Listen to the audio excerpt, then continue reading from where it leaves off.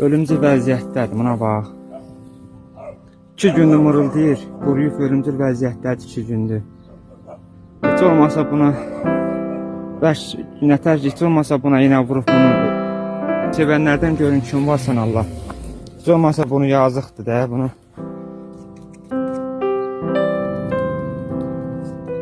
Səsini eşitirsiniz, yavaşca elə belə beyləmə baxma. Örtüm gitdi, o bir kitlər gəlib şeyləməsin. Əməli başdı mırıldayır özdə. Nərimə xanım, iti qoyduq maşına, dedin kimi apardıq. Allah köməyin olsun da, yenə kömək elədiniz. Ölər, qalar, o da Allahın işi. Nərimə xanım, iti gəldirdi, gəl.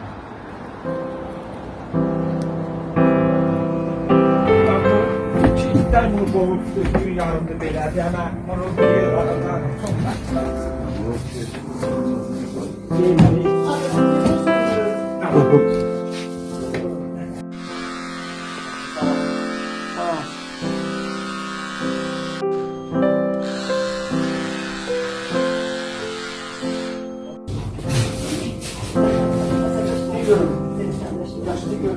Beşi doktor yine şey.